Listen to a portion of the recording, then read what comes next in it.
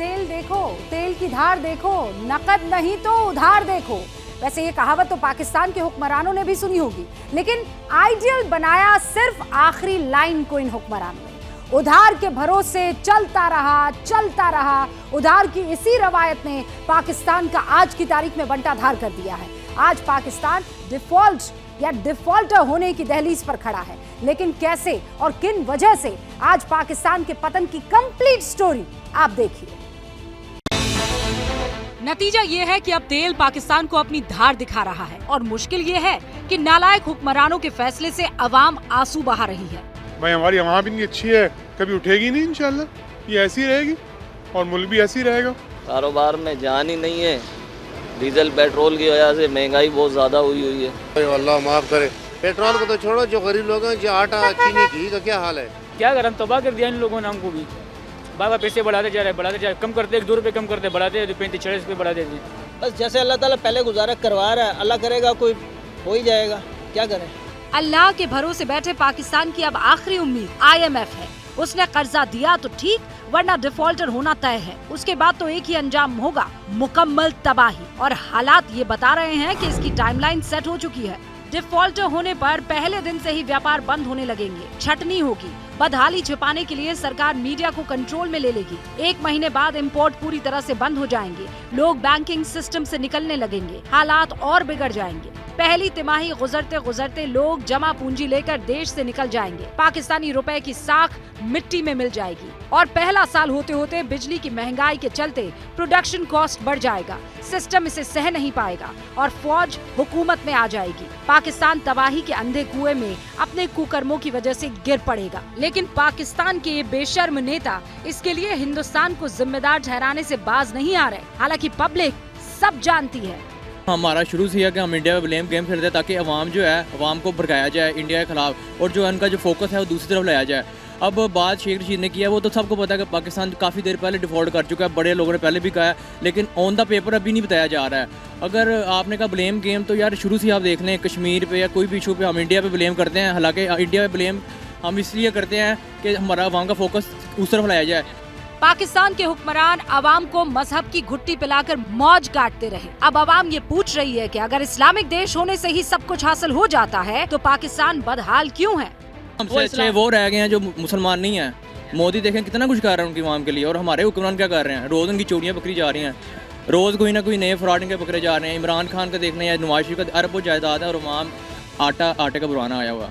साफ है कि पाकिस्तान ने 75 साल में और कुछ किया हो कि ना किया हो, दहशतगर्दी को, ईमान और कर्जखोरी को पहचान बनाने का काम बहुत अच्छे से किया है। जैसे आपने बात की चाइना के, कि चाइना भी हमारे से जो ताल्लुकात कह लें या जो हमें पैसा देने से मना कर रहा है। आप देखें, आप एक इंसान को पैसा देते रहेंगे और वो आपको वापस नहीं करेगा, आप कब तक देंगे उसे पैसा। ठीक है, इन शॉर्ट यही है कि आप चाइना से जो पैसा लेते जा रहे हैं उसको दे नहीं रहे, और आपका जो कर्जा था एक वक्त में अगर फॉर एग्जाम्पल 2 लाख था, तो अब वो कर्जा आपका 6 लाख बन चुका है। पहले कर्ज के कोड़े ने पाकिस्तान के लोगों की चमड़ी उधेड़ दी और अब हालात सुधारने के नाम पर शहबाज जख्मों पर 200 अरब रुपए के टैक्स की मिर्च छिड़क रहे हैं। नतीजा ये है कि अवाम बगावत पर उतारू है और कहते हैं कि शहबाज मुल्क से फरार होने के रास्ते तलाश रहे हैं। हालांकि शहबाज मुल्क छोड़कर अब तक भागे नहीं हैं। वो पाकिस्तान को महाकंगाली के दलदल से निकालने की नौटंकी कर रहे हैं। पाकिस्तान अब तक टेक्निकली डिफॉल्टर नहीं हुआ है, लेकिन शहबाज ने मुल्क की नीलामी शुरू कर दी है। कर्ज चुकाने के लिए कर्ज जुटाने में नाकामी की कीमत शहबाज मुल्क बेचकर अदा करने वाले हैं। पाकिस्तान की 5 बड़ी सरकारी कंपनियों के मालिकों में UAE का नाम शामिल हो सकता है। इनमें तेल और गैस कंपनी के अलावा एयरलाइंस और शिपिंग कंपनी से लेकर बैंक तक शामिल है। पाकिस्तान की मीडिया का दावा है कि जब UAE ने कर्ज देने से इनकार किया तो पाकिस्तान ने उसे कंपनियों में हिस्सेदारी बेचने का प्रस्ताव दे दिया। शहबाज को उम्मीद है कि वो इससे 300 अरब डॉलर जुटा सकते हैं, लेकिन UAE के राष्ट्रपति ने इस्लामाबाद का दौरा कैंसिल कर दिया और ये पाकिस्तान के लिए अच्छा सिग्नल नहीं है। इसीलिए शहबाज ने दूसरा ऑप्शन भी ओपन रखा है। वो UAE के तलवे चाटने के साथ साथ IMF को भी खुश करने की कोशिश कर रहे हैं। इसी चक्कर में पेट्रोल बम फोड़कर वो मुल्क को महंगाई के नए तंदूर में झोंक चुके हैं। नतीजा सामने है। कि पाकिस्तान की हालत दिन ब दिन बुरी से बदतर होती जा रही है। जितने भी हुक्मरान आ रहे हैं, अल्लाह पाक हमें हिदायत दे फिर उन सबको भी हदायत दे और हमारे मुल्क के लिए कुछ ऐसा निज़ाम बना दे कि हम कम से कम रोटी खा सके। रोटी तो अब बच्चों के लिए जमा करना तो बड़ी दूर की बात है भाईजान, रोटी नहीं पूरी हो रही। पाकिस्तान की टूटती सांसों का टेस्ट बताता है कि जिन्ना के मुल्क की आबरू के अलावा वहाँ हर चीज महंगी है। आवाम आंसू बहा रही है और हुक्मरानों के नाम लानत भेज रही है। ये हमारी गवर्नमेंट जिम्मेदार है, नवाज शरीफ, इमरान खान। मेरा और आपका कोई कसूर नहीं, सारे लोटे इकट्ठे हुए हैं, चोर सारे इकट्ठे हुए हैं, तो उसकी वजह है ना। तो गवर्नमेंट को कौन बनाता है? पब्लिक ही बनाती है। तो पब्लिक अब भुगत रही है ना, जो बनाती है। पाकिस्तान में नेता तो अब भी मौज ही काट रहे हैं, भुगतना आवाम को पड़ रहा है जिसके पास खाने को दाने नहीं है, पीने को पानी नहीं है। यहाँ पे आवाम देख लें, अपने घर के सोफे लकड़ियाँ काट काट के अपने 2 वक्त की रोटी का गुजारा कर रहे हैं। बच्चे बेचारे भूखे स्कूल जा रहे हैं, सबके हाल यही है। ये देखें, यहाँ पे ये लकड़ियाँ रखी हुई हैं, वो बच्चा लेके जा रहा है घर पे लकड़ियाँ, ये लकड़ियाँ जा रही हैं घर पे। और यहाँ पे ये जो जितने भी लोग गुजर रहे हैं सबके पास सिलेंडर है, सिलेंडर लेने जा रहे हैं। नोट हमें मिलने चाहिए। आवाम बेवकूफ़ है, खुदा की कसम बेवकूफ़ है। आवाम को चाहिए ना बिजली का बिल भरे ना गैस का बिल भरे। मिल तो कुछ भी नहीं रहा, आए डंडे वो आए, आप उनको पकड़ के मारे, इस तरीके से मारे कि वो उनके अफसर वाला आ जाए आपके पास में, आप उनसे बात करें कि क्या मसला, हमने क्या गुनाह किया है। कंगाल पाकिस्तान में एक तरफ आवाम की सांसें टूट रही हैं तो दूसरी तरफ नाकाम सिस्टम भी आखिरी सांसें गिन रहा है। लेकिन कर्ज जुटाने के नाम पर मुल्क नीलाम कर रहे शहबाज माल बनाने का नया मौका तलाश रहे हैं। मतलब आवाम की मौत है, मुल्क की रुसवाई है। बेगैरत पाकिस्तान की यही सच्चाई है। इससे बुरी हालत नहीं हो सकती। महाकंगाली और बेतहाशा महंगाई पाकिस्तान की सांसें उखाड़ने को एकदम बेचैन है। 22 करोड़ की आवाम तिल तिल मरने लगी है। सवाल जब जिंदगी और मौत का है तब आवाम फाइनल फैसला कर चुकी है। भूख से मरे इससे पहले हुक्मरानों को मार डालेंगे। पूरा पाकिस्तान ये ऐलान कैसे कर रहा है, आप ये भी देखिए। जिन्ना लैंड का जनाजा निकल चुका है। पाकिस्तान की फिजाएं विरोध के अंगारों से धधक उठी हैं। नाअहल और नालायक हुक्मरानों से आवाम आज जा चुकी है। लाहौर से लेकर कराची तक और इस्लामाबाद से लेकर बलूचिस्तान तक आवाम सड़कों पर उतर आई है। हर हुक्मरान आवाम को बेईमान नजर आ रहा है। जनता बोल उठी है कि अब पाकिस्तान को या तो वो खुद बचाएगी या अल्लाह बचाएगा। सारी गवर्नमेंट ये इनको रब बोला हुआ, अल्लाह बोला हुआ, सिर्फ अपनी जेबें भर रहे हैं। ये मुसलमानों के बेईमानों के उस्ताद है। पूरी ये जो पाकिस्तान, अल्लाह माफ करे, ये चोरों से भरा पड़ा मुल्क है। जैसे हुक्मरान, जैसी वहाँ वैसा हुक्मरान। इंडिया वाले कैसे ग्रो करके, मैं आगे उनसे भी यही सवाल कर रहा था, हर किसी से ये कर रहा हूँ कि भाई 1 अरब 40 करोड़ इंडिया वाले जो भी ना, जो दूसरे कंट्री जितने भी हैं, वो कम से कम ईमानदार हैं। ये बेईमान, ये पाकिस्तानी जो ना, ये मुसलमान बेईमान, ये बेईमानों से भरा पड़ा ये हमारा मुल्क। विरोध के अंगारे पाकिस्तान में ऐसे ही नहीं धधक रहे। ना आटा है ना बिजली है, भूख से पाकिस्तानी बिलख रहे हैं। पूरा पाकिस्तान आहें भर रहा है इस मुनादी के साथ कि अब आवाम के पास एक ही रास्ता है कि वो भूखों मरने से पहले खुदकुशी करे। हुण आटा भी महंगा है, चीनी महंगी है, घी भी महंगा है, किधे जाइए यार। बच्चे साडे मरदे ना आके देख लो, साडे घर सिर्फ ना खावन जोगी कोई शय नहीं है। साढ़े ते कार ही पै गई। असी तो बच्चों को हुण गड्डी थले देवन का इंतजाम किए गए, और कुछ नहीं कर सकते। आप ही कोई खुदकशी करे ना, शर्म करें, कोई हया करें। जो कुछ महंगाई गज करो तो अनुवाद मैं खुदा का कहर पावे जी। असी गरीब पिट रहे हैं, तो शर्म आना चाहिए। काट का कलेजा चाहिए पाकिस्तानियों की इस बेबसी की दास्ता को सुनने के लिए। मुल्क के हालात बद से बदतर हो चुके हैं। पाकिस्तान किसी भी वक्त दिवालिया हो सकता है। शहबाज सरकार भले ही अपनी रियाया को उल्लू बनाए, लेकिन पाकिस्तानियों के हालात ऐसे हो चुके हैं कि एक तरफ कुआं और दूसरी तरफ खाई। और इतने तंग हुए पे हैं कि साढ़े बच्चे 4-4 दिन रोटी नहीं खाते। अच्छा बिल्कुल परेशान है। अल्लाह ही साडा हाफिज़ है, बाकी होर कोई शय नहीं। इत्थे कोई अल्लाह तरफों कोई इहो जिहा इंसान आवे किहड़ा गरीबां नूं जिहड़ा ना ये उत्ते ले आवे, लेकिन गरीब दा हाल कोई नहीं। हार होया वैंदा, गरीब बंदा मरदा भी है विच। सारा दिन रेड़ा चलाने हैं, सारा दिन शाम नूं बच्चों के आटे जोगे पैसे भी बड़े मुश्किल इकट्ठे कर। पाकिस्तान की बेबसी, पाकिस्तानियों की लाचारी, पाकिस्तानियों की छटपटाहट बयान करती है कि मुल्क का बंटा धार हो चुका है। शरीफ चाहे जितने दावे कर ले, आवाम सड़कों पर आहें भर रही है। शरीफ सरकार के शामियाने उखाड़ फेंकने का काउंटडाउन सरहद पार शुरू हो चुका है। यानी पाकिस्तान बेहद खौफनाक दौर से इस वक्त गुजर रहा है। ना कोई खैरात देने को तैयार है, ना कहीं से कर्ज मिलने की उम्मीद दिखाई दे रही है। उम्मीद है तो सिर्फ और सिर्फ IMF से। उसकी शर्तें पाकिस्तान की कब्र खोदने में भी लगी हुई है। अब पूरा पाकिस्तान ये कह उठा है शहबाज शरीफ अपने भाई नवाज शरीफ की तरह मुल्क छोड़कर भागने वाले हैं। ये कयास ऐसे ही नहीं लगाए जा रहे। मुल्क का बंटाधार हो चुका है। पाकिस्तान चलाने के लिए शरीफ साहब का खजाना खाली है। IMF से पूछे बिना एक कदम शरीफ उठा नहीं सकते। ऐसे में जब न पाकिस्तान को खैरात मिलेगी तो शरीफ मुल्क को खिलाएंगे क्या? कहां जाएंगे? क्या करेंगे? किसके आगे हाथ फैलाएंगे? पाकिस्तानी मान चुके हैं कि शरीफ पाकिस्तान को कंगाली के कुएं में छोड़कर मुल्क से भाग जाएंगे, क्योंकि पाकिस्तान के हर हुक्मरान के कफन में जेब लगी है। ये जो भी आता मजबूर वज़ीर आज़म आता, कोई क्या लें वोटिंग के जरिए सही। क्या मजबूरी होती है इनकी? इनकी मजबूरी हराम खाना और आराम खिलाना लोगों को। ये मजबूरी है। मजबूरी इनकी क्यों भाई? ये इन्होंने इनके कफनों में जेबें लगी हुई हैं भाई।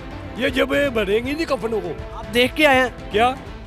जाए कब्रिस्तान जाए, देखे कर लगी हुई किसी को जेब। इनकी जेबों में लगी हुई है। जो बाहर से कर्जा लेती कहाँ जाता है? कहाँ जाता है? इनकी जेबों में। शरीफ सरकार की सोच पर पाकिस्तान का खून खौल रहा है। पाकिस्तानियों को इल्म हो चुका है कि जैसे बड़े भाई नवाज शरीफ मुल्क छोड़कर भागे थे, ठीक वैसे ही हालात शरीफ साहब के लिए बन चुके हैं। पूरा पाकिस्तान जवाब तलब कर रहा है कि शरीफ साहब मुल्क छोड़ने से पहले ये बता दें कि अवाम को लूटने के अलावा और किया क्या। ये कहते हम तजर्बेकार, हम ये कर देंगे वो कर देंगे। क्या किया? सिर्फ अपने केसेस खत्म किए। कोई एक काम बता दें कि इन्होंने अपने केसेस खत्म करने के अलावा किया हो। आपकी नज़र में है कोई काम? और 35 साल इक़्तिदार में, पूरे 35 साल इक़्तिदार में मेरी पूरी पाकिस्तान से चैलेंज है, गारंटी है। कोई एक काम बता दें नवाज शरीफ का, शहबाज शरीफ का, जिसमें रेत, सीमेंट, बजरी इस्तेमाल ना हुआ। कोई ऐसा एक काम बता दें। पाकिस्तान की हैसियत का अंदाजा इसी से लगाया जा सकता है कि मुल्क को वजूद में आए 75 साल हो गए, लेकिन आज तक पाकिस्तान तेल स्टोर करने के लिए एक भी स्टोरेज नहीं बना सका। अब जब कंगाली में शरीफ साहब IMF के हुक्म पर पाकिस्तानियों पर महंगाई का पहाड़ गिरा रहे हैं, तो पूरा पाकिस्तान त्राहिमाम करने लगा है। देखें ज्यादती है, कहाँ से कहाँ बात चली, हम ये कर देंगे वो कर देंगे। शहबाज शरीफ कहते थे ये कर देंगे वो कर देंगे, पता नहीं क्या कर देंगे, समझ नहीं आ रही हमें तो रोज गुस्सा चढ़ता है कि यार करें क्या, हम जाएं कहाँ, क्या करें, कुछ समझ नहीं आ रही। उनका बेड़ा गर्क कर दिया आपको, फिर भी समझ नहीं आ रही। अभी फिर कहते हैं जी डिफॉल्ट हो गया। भाई कैसे डिफॉल्ट ना हो? एक हुकूमत चेंज होती है ना, अरबों डॉलर का नुकसान होता है। 100% सच कहा। पाकिस्तान की ये रिवायत रही है कि जो भी हुक्मरान तख्त पर आसीन होता है वो मजबूर होता है। मजबूरी जनरल राज की है, वो जनरल जिनके डंडे से पाकिस्तान चलता आया और आज बर्बादी की कगार पर आ खड़ा हुआ। पाकिस्तान को बर्बादी तक पहुंचाने में उसकी टेरर वाली जो स्टेट पॉलिसी है ना, उसका हाथ भी इसमें बहुत गहरा है। कल तक जो पाकिस्तान खुद को दहशतगर्दी की बिसात का सबसे बड़ा खिलाड़ी समझा करता था, आज उसकी बाजी पलट चुकी है। जिन प्यादों से वो पूरी दुनिया में मारकाट करवाता था, उनकी तलवार अब खुद पाकिस्तान की गर्दन तक आ पहुंची है। पाकिस्तान और दहशतगर्दी का रिश्ता यूं समझिए कि पाकिस्तान जिस्म है और दहशतगर्दी उसकी सांस है, लेकिन ये सांस अब उसके सीने में तलवार बनकर उतर चुकी है। जिस तहरीके तालिबान को पाकिस्तान बरसों तक आस्तीन में लिए घूमता रहा, वो अब उसी को डस रहा है।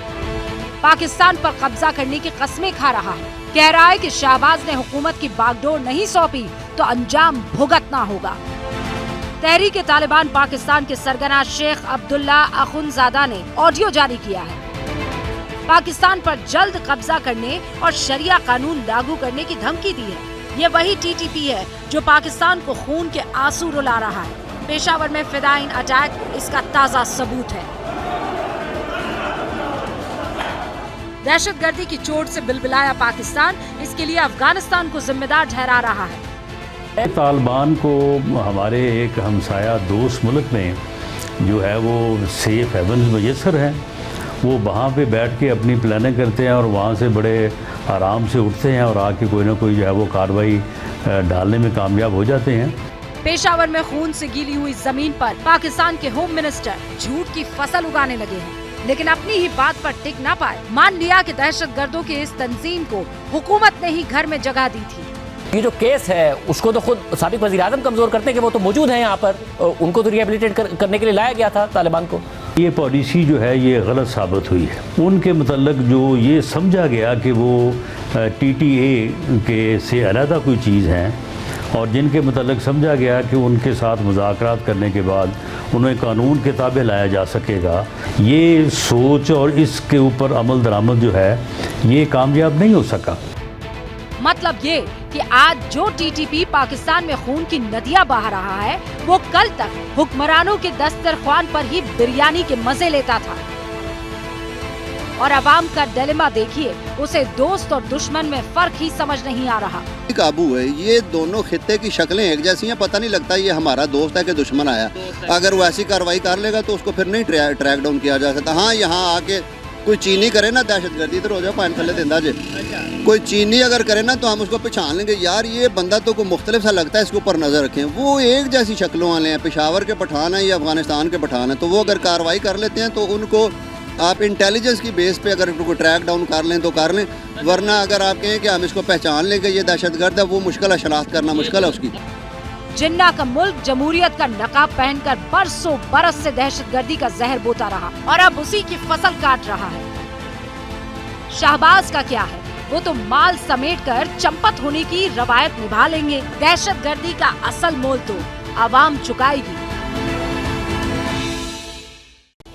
आज पाकिस्तान ऐसे मुकाम पर खड़ा है जहां आगे खाई है, पीछे कुआं है। एक तरफ कंगाल पाकिस्तान दहशतगर्दी का मारा है, दूसरी तरफ उसे भीख मांगने पर भी नहीं मिल पा रही है। पाकिस्तान के विदेश मंत्री बिलावल भुट्टो जरदारी रूस के दौरे पर हैं।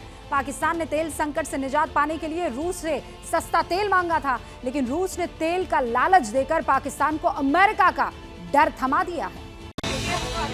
महाकंगाल पाकिस्तान के पेट्रोल में आग लगी है। पेट्रोल पंपों पर लंबी लंबी कतारें हैं। श्रीलंका जैसे हालात पाकिस्तान में दस्तक दे चुके हैं। पाकिस्तान कब्रदोज हो, इससे पहले पाकिस्तान के विदेश मंत्री बिलावल भुट्टो जरदारी मॉस्को पहुंचे, रूस के आगे गुहार सस्ते तेल की लगाई। लेकिन रूस पाकिस्तान के बीच कोई डील हो, इससे पहले ही अमेरिका की त्योरियां चढ़ गयी। वज़ीर ख़ारजा बिलावल भुट्टो जरदारी ने मॉस्को में रूसी मनसब से मुलाकात के बाद मुश्तरका न्यूज़ कॉन्फ्रेंस में कहा कि रूस से ताल्लुकात बढ़ाना चाहते हैं। उम्मीद है दूसरे ममालिक मुदाखलत नहीं करेंगे। पाकिस्तान की बौखलाहट बेजा नहीं है। रूस ने पाकिस्तान को तेल का लालच देकर अमेरिका का डर भी दिखा दिया है। बिलावल जब सस्ते तेल की फरियाद लेकर मॉस्को पहुंचे तो रूस के विदेश मंत्री सर्गेई लावरोव ने पाकिस्तान को आगाह कर दिया कि अगर हम तेल देंगे तो अमेरिका उसमें अड़ंगा अटकाएगा, यानी पाकिस्तान को रूस तेल फिलहाल नहीं देगा। पाकिस्तान की इस फजीहत पर पाकिस्तानी छाती पीट रहे हैं। पाकिस्तान की गवर्नमेंट रशिया को बोल रही है हम आपसे ऑयल लेना चाहते हैं डिस्काउंट पर। ऑयल दे ही नहीं सकते क्योंकि हमारा ऑयल बुक हो चुका है, मतलब ऑर्डर बुक हो चुका है इंडिया के साथ, चाइना के साथ या जिन कंट्रीज ने भी हमारे साथ डील की थी उस टाइम पे। क्या कहना चाहेंगे, तब हमने ऑयल नहीं लिया, अब हम क्यों ले रहे हैं और वो क्यों नहीं दे रहे? और मेन रीज़न यही है कि क्योंकि जैसे ये हुकूमतें चेंज हो रही है, हालात भी पाकिस्तान के ऐसे हैं, यहाँ पे IMF लोन ट्रस्ट नहीं को कर पा रहा। यही इनकी जो आर्मी है, हमारी इस्टेब्लिशमेंट ओपनली कहना अगर कहेंगे तो ये है कि वो उनका भी दबाव होता है, क्योंकि अगर हम उनसे ले लेते तो हमारे रशिया से ताल्लुकात ऐसे हो जाने थे कि यूएस से खराब होने थे। और जारी बात है हम यूएस से ताल्लुकात खराब नहीं करना चाहते। हैरानी ये भी है कि सत्ता से बेदखल होने से पहले जब इमरान खान रूस दौरे पर गए थे, जब इमरान ने सस्ते तेल की डिमांड रूस से की थी, तब शहबाज सरकार इमरान को अमेरिका का पिट्ठू बता रही थी। लेकिन आज रूस से तेल मांगा जा रहा है, लेकिन मरते पाकिस्तान को ये भी डर है कि कहीं अमेरिका नाराज न हो जाए। जब हम किसी अच्छे स्टेप की तरफ जा रहे होते हैं तो यूएस की तरफ से जो हम पे दबाव आता है उसकी वजह से हम डिसीजन अपने चेंज कर लेते हैं, क्योंकि हमारी गवर्नमेंट इंडिपेंडेंट नहीं है, वो फैसले खुद से नहीं लेती।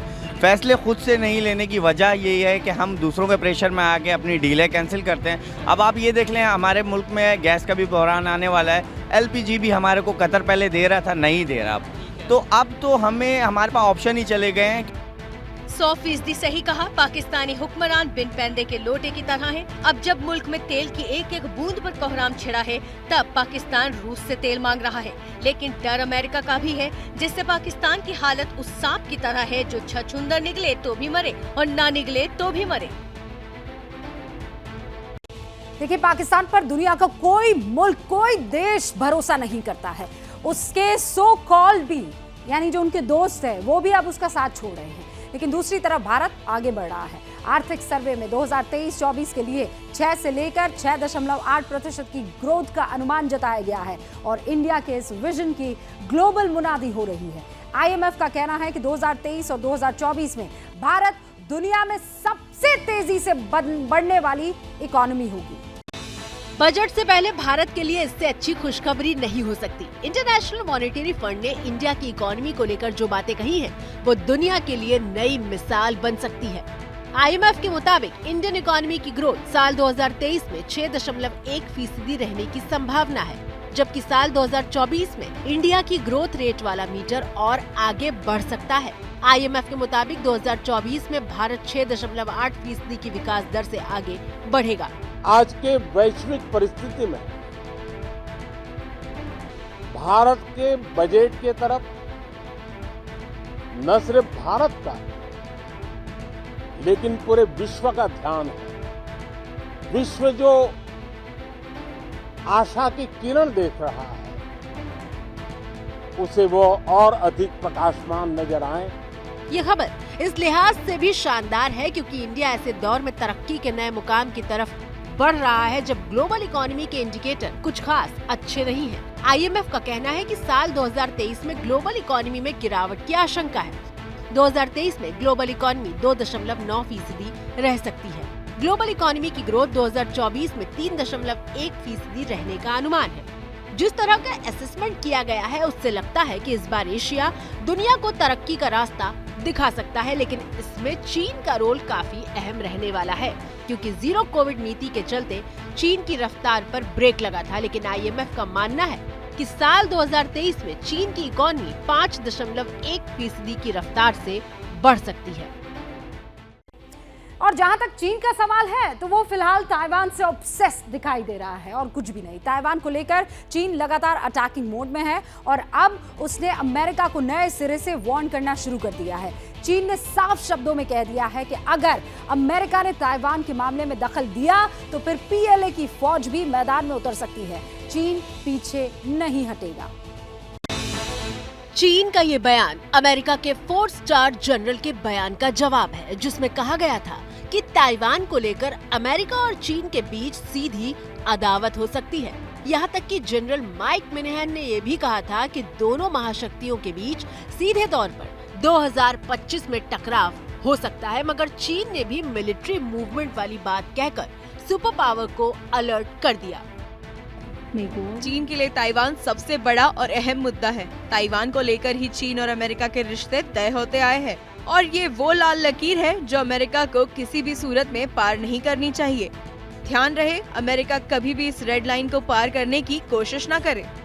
चीन के विदेश मंत्रालय ने जिस वक्त अमेरिका को चेतावनी दी, उसी दौरान चीन के कई विमान ताइवान की सीमा की तरफ दाखिल होने की कोशिश कर रहे थे।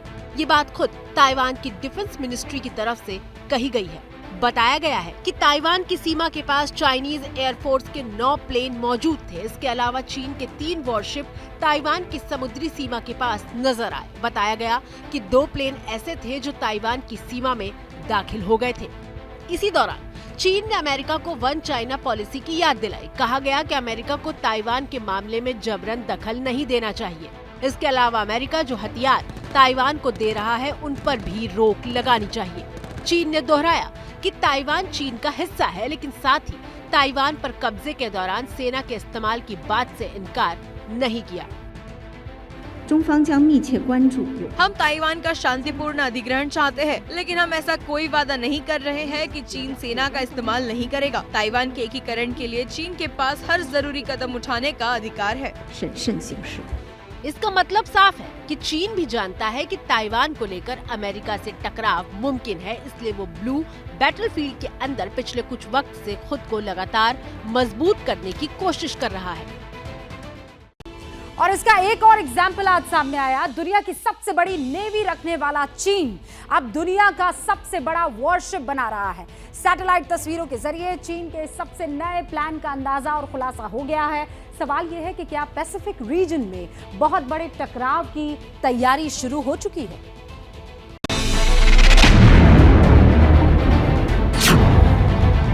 सवाल बेमानी नहीं है, क्योंकि जिस वक्त पूरी दुनिया कोरोना महामारी की चपेट में थी, उस दौरान भी चीन अपनी समुद्री ताकत को नए सिरे से सजाने और संवारने में जुटा हुआ था। और इसका सबसे नया सबूत अब सैटेलाइट तस्वीरों के जरिए सामने आया है। सैटेलाइट की तस्वीरें शंघाई के ह्वांगडोंग शिपयार्ड की बताई जा रही हैं। दावा किया जा रहा है कि चीन यहाँ एक एडवांस फ्रिगेट बनाने की तैयारी कर रहा है और इसका काफी काम पूरा भी हो चुका है। जानकार मानते हैं कि चीन का ये फ्रिगेट बीजिंग के लाल सुल्तान की उस सनक का सबसे नया सबूत है, जिसमें वो फायर पावर के मामले में अमेरिका को काफी पीछे छोड़ने का सपना देख रहा है। असल में चीन की नौसेना के पास इस वक्त दुनिया में सबसे ज्यादा जहाज है, लेकिन फायर पावर के मामले में वो यूएस नेवी से काफी पीछे है। शंघाई वाले शिपयार्ड की इन तस्वीरों को US submarine expert Tom Shugart ने पोस्ट किया है। उनका दावा है कि तस्वीरों में जो फ्रिगेट दिखता है उसका ऊपरी हिस्सा टाइप 054A वाले वॉरशिप की तरह है, लेकिन ये पूरी तरह उस जैसा नहीं है। चीन की मिलिट्री ताकत पर नजर रखने वालों का मानना है कि ड्रैगन मिशन 2030 पर काम कर रहा है। वो कम से कम 4 बड़े एयरक्राफ्ट कैरियर स्ट्राइक ग्रुप बनाना चाहता है, ताकि फायर पावर के लिहाज से अमेरिका के बाद दुनिया की दूसरी सबसे बड़ी नेवी बन सके। इसके साथ ही वो टाइप 052 और 055 डिस्ट्रॉयर को अपने एयरक्राफ्ट कैरियर्स को स्कॉट करने के लिए भी तैनात कर रहा है। जानकार मानते हैं कि सैटेलाइट इमेजेस ने चीन के उस सीक्रेट प्रोग्राम को दुनिया के सामने ला दिया है, जो सीधे तौर पर सुपर पावर अमेरिका को चुनौती दे रहे हैं। अमेरिका को लेकर चीन और रूस की लाइन एकदम क्लियर है, लेकिन जब बात रूस के खिलाफ यूक्रेन की मदद की आती है तो अमेरिका कंफ्यूज नजर आता है। कुछ दिन पहले अमेरिका ने यूक्रेन को अपने एडवांस टैंक्स देने का ऐलान किया था, हमने वो खबर दिखाई थी। कुछ टैंक्स पहुंच भी गए, लेकिन जब यूक्रेन ने अमेरिका के फाइटर जेट्स मांगे तो प्रेसिडेंट बाइडेन ने साफ इनकार कर दिया। यानी अमेरिका इस वक्त रूस से डायरेक्ट कन्फ्रंटेशन नहीं चाहता है। यूक्रेन को उम्मीद थी कि इस बार अमेरिका उसे मायूस नहीं करेगा। बाइडेन इस बार अपनी एयर पावर यूक्रेन की मदद के लिए भेजेंगे, लेकिन अमेरिका ने रूस के साथ एक बार फिर सीधे टकराव को टालने की कोशिश की। अमेरिका ने बीच का रास्ता पकड़ा, टैंक्स और दूसरे हथियार यूक्रेन को भेज दिए, लेकिन F-16 फाइटर जेट्स भेजने से साफ इनकार कर दिया। बाइडेन मीडिया के सामने आए और एक शब्द वाला आंसर दे दिया।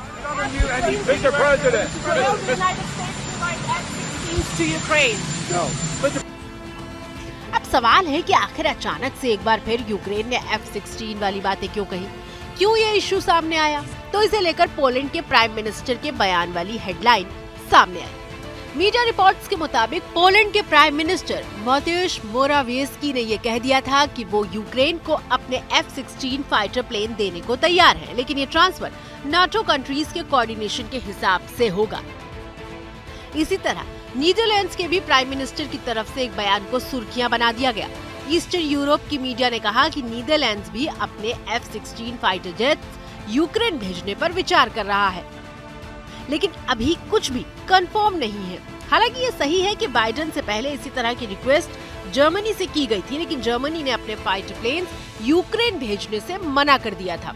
इससे यूक्रेन के प्रेसिडेंट नाराज हैं, क्योंकि वो रूस के खिलाफ एक फाइटर जेट अलायंस बनाने की कोशिश कर रहे हैं। इस अलायंस के लिए ब्रिटेन बहुत पॉजिटिव था, लेकिन चूंकि अमेरिका ने हाथ पीछे खींच लिए, ब्रिटेन भी रूस के खिलाफ सीधे तौर पर यूक्रेन वाले मैदान जंग में जाने से बच रहा है। लेकिन ब्रिटेन और रूस के बीच वॉर ऑफ वर्ड्स लगातार जारी है। अब ब्रिटेन के former prime minister Boris Johnson ने यह दावा किया है कि रूस के राष्ट्रपति व्लादिमीर पुतिन ने उन्हें जान से मारने की धमकी दी। बोरिस जॉनसन ने बीबीसी की एक डॉक्यूमेंट्री में बताया, 24 फरवरी 2022 को यूक्रेन पर हमले से पहले उनकी प्रेसिडेंट पुतिन के साथ फोन पर बात हुई थी। तब पुतिन ने धमकी देते हुए कहा था कि वो उन्हें कोई नुकसान नहीं पहुंचाना चाहते, लेकिन मिसाइल अटैक से ऐसा करने में सिर्फ 1 मिनट लगेगा। ये बयान उस वक्त का है जब बोरिस जॉनसन ब्रिटेन के प्रधानमंत्री थे। हालांकि रूस ने बोरिस के इन दावों को झूठा बताया है। क्रेमलिन के प्रवक्ता दिमित्री पेस्कोव ने कहा, मिस्टर जॉनसन ने जो कहा वो सही नहीं है, ये साफ झूठ है। हालांकि रूस की तरफ से फिर कहा गया कि हो सकता है कि मुद्दा ट्रांसलेशन का हो सकता है पुतिन की बात बोरिस जॉनसन को समझ न आई हो। लेकिन इन सारी बातों के बीच इतना जरूर है कि पुतिन और ब्रिटेन के बीच यूक्रेन को लेकर अदावत के कई चैप्टर खुल चुके हैं। रूस की स्टेट मीडिया की तरफ से लगातार ब्रिटेन पर न्यूक्लियर हमले की धमकियों वाले टेप रिलीज किए जा रहे हैं। ये तक कहा गया कि सिर्फ 200 सेकंड के अंदर पुतिन की विनाशक मिसाइलें लंदन को खत्म कर सकती हैं। इतना ही नहीं, कहा तो ये भी गया था कि रूस का न्यूक्लियर टॉर्पीडो ब्रिटेन को रेडियो एक्टिव रेगिस्तान में तब्दील करने का मादा भी रखता है। ये सब कुछ उस वक्त हुआ जब खुद ब्रिटेन ने बढ़ चढ़कर यूक्रेन की मदद का ऐलान किया था। खुद बोरिस जॉनसन कई बार कीव विजिट कर चुके हैं। उन्होंने ये तक कहा था कि सत्ता बदलने के बाद भी ब्रिटेन यूक्रेन की मदद करता रहेगा, उसे हथियार देता रहेगा। आजकल बर्फबारी और ठंड ने पहाड़ों से लेकर मैदानों तक ठंड का अटैक एक बार फिर से बढ़ा दिया है। यू टर्न ले लिया है मानो सर्दी ने। कश्मीर से लेकर हिमाचल और उत्तराखंड के कई इलाकों में बर्फबारी की चपेट साफ तौर पर लोग महसूस कर रहे हैं। शुरुआत में खुशगवार लगने वाली ये बर्फ अब मुसीबत का सबब बनती जा रही है। कश्मीर में बर्फबारी के बाद सैलानी खुश है, लेकिन ऊंचाई वाले इलाकों में लोगों की मुसीबतें किस कदर बढ़ी है, इसकी नई तस्वीर सामने आने लगी है। नॉर्थ कश्मीर के हंदवाड़ा में बर्फ में कई लोग फंस गए। इस खराब मौसम के बीच जम्मू कश्मीर के पुलिस के जवान और इंस्पेक्टर लोगों को सफेद मुसीबत से निकालते दिखाई दिए। कश्मीर के विलगाम इलाके में कावनार गांव में इमरजेंसी सिचुएशन थी। एक गर्भवती महिला को अस्पताल ले जाना था, लेकिन बर्फबारी की वजह से रास्ते बंद थे। इस दौरान भारतीय सेना के जवान महिला और उसके परिवार के लिए फरिश्ता बनकर सामने आए और उसे महफूज तरीके से मेडिकल सेंटर पहुंचाया। मौसम विभाग के मुताबिक कश्मीर में बर्फबारी का ये स्पेल खत्म हो चुका है, लेकिन चूंकि कई इलाके ऐसे हैं जहां बर्फ ने रास्ते ब्लॉक कर दिए हैं, इसलिए मशीनों के जरिए बर्फ हटाने की कोशिश की जा रही है। इस बीच जम्मू श्रीनगर हाईवे खोला जा चुका है। मौसम विभाग ने 4 फरवरी तक फॉगी वेदर की आशंका जताई है और अगले हफ्ते फिर से हल्की बारिश और बर्फबारी की संभावना जताई जा रही है। कश्मीर की ही तरह हिमाचल प्रदेश में भी पहाड़ी इलाकों में बर्फबारी का नया एपिसोड शुरू हो चुका है। लाहौल स्पीति में तो बर्फबारी के ब्रेक ही फेल हो गए हैं। हालांकि खराब मौसम के बीच भी कई छात्राएं स्कूल जाती हुई नजर आई। इस बीच उत्तराखंड में चमोली से लेकर रुद्रप्रयाग तक दूसरे दिन लगातार बर्फबारी होती रही। टिहरी गढ़वाल में भारत तिब्बत सीमा से सटे गांव गंगी में सबसे ज्यादा बर्फ गिरी है।